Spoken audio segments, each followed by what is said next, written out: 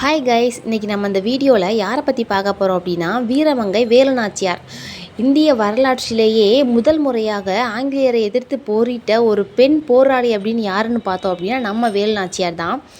இவங்க 1730 வருஷம் ராமநாதபுரத்து மன்னர் செல்லமுத்து சேதுபதிக்கும் அவருடைய மனைவி சக்கந்தி முத்தாத்தாளுக்கும் ஒரே பெண் வாரிசாக பிறந்திருப்பாங்க. இவருக்கு பெண் வாரிசு அப்படின்றதுனால இவருடைய தந்தை வளரி சிலம்பம், வில்வித்தை, குதிரையேற்றம் முதலிய போர்க்கலைகளை கற்றுக் கொடுத்து ஒரு ஆண் வாரிசை போன்றே வளர்த்துருப்பாங்க. அதன் பிறகு தமிழ் மட்டும் இல்லாமல் ஃப்ரெஞ்சு, உருது, ஆங்கிலம் முதலான மொழிகளையும் வேலுநாச்சியாருக்கு கற்றுக் கொடுத்துருப்பாங்க. வேலுநாச்சியாருடைய 16வது வயசில் சிவகங்கையை ஆண்ட முத்துவடுகநாதருக்கு கல்யாணம் பண்ணி வைக்கிறாங்க. அதன் பிறகு வெள்ளச்சி நாச்சியார் என்ற பெண் மகளையும் வேலுநாச்சியார் பெற்றெடுக்கிறாங்க. 1772 வருஷம் ஆற்காடு நவாப்பும் லெப்டினன்ட் கர்னல் பாஞ்சோர் அப்படின்ற பிரிட்டிஷ் அதிகாரியும் காளையார் கோவில் மீது பார்த்தோம் அப்படின்னா படையெடுக்கிறாங்க.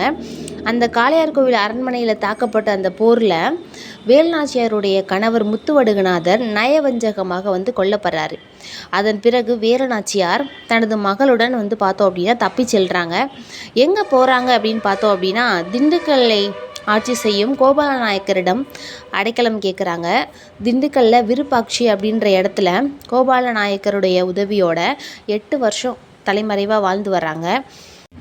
8 ஆண்டுகளுக்கு பிறகு கோபால நாயக்கர் மற்றும் ஹைதர் அலியோட உதவியோட வேலுநாச்சியார் ஆங்கிலேயர்களை எதிர்த்து போரிடுறதுல ரொம்பவே தீவிரமாக இருந்திருப்பாங்க.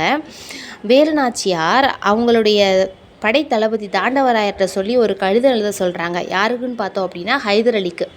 அந்த கடிதத்தில் 5000 காலாட்படைகளும் 5000 குதிரை படைகளும் எனக்கு வேணும், நான் ஆங்கிலேயரை எதிர்த்து போரிடுறதுல ரொம்பவே தீவிரமாக இருக்கேன் அப்படின்னு சொல்லி மென்ஷன் பண்ணி எழுதுகிறாங்க. அதை பார்த்த ஹைதர் அலி படைத்தளபதி அவர் சையத்துக்கிட்ட சொல்லி என்ன பண்ணுறாங்க அப்படின்னா அவங்க கேட்ட படைகளை அனுப்பி வைக்கிறாங்க. இதை பார்த்த வேலுநாச்சியாருக்கு ரொம்பவே தைரியம் வருது. பிறகு 1780 வருஷம் வேலுநாச்சியார் சிவகங்கையை மீட்பதற்கு முன்பாக காளையார் கோவிலை ஃபஸ்ட்டு கைப்பற்றணும்னு நினப்பாங்க. ஏன் அப்படின்னா தன்னுடைய கணவர் முத்துவடுகநாதர் கொல்லப்பட்ட இடம் அதுதான். ஸோ காளையார் கோயிலுடைய அரண்மனையுடைய கதவு விஜயதசமி நாள் அன்னைக்கு மட்டும்தான் ஓப்பன் பண்ணுவாங்க. அதனால் அந்த நாள் வரட்டும்னு வெயிட் பண்ணி பெண் படையில் இருக்கவங்க எல்லோரும் பார்த்தோன்னா பழக்கூடையில் ஆயுதங்களை மறைச்சி கொண்டுட்டு போவாங்க. பெண் படைப்பிரிவுக்கு குயிலியும் ஆண் படைப்பிரிவுக்கு பார்த்தோம் அப்படின்னா மருது சகோதரர்களும் தலைமை தாங்கியிருப்பாங்க.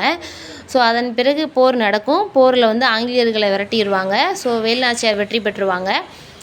1780 வருஷம் வேலுநாச்சியார் ஆங்கிலேயர்கள்ட்ட இருந்து சிவகங்கையையும் காளையார் கோயிலையும் கைப்பற்றி ராணியாக முடிசூட்டியிருப்பாங்க.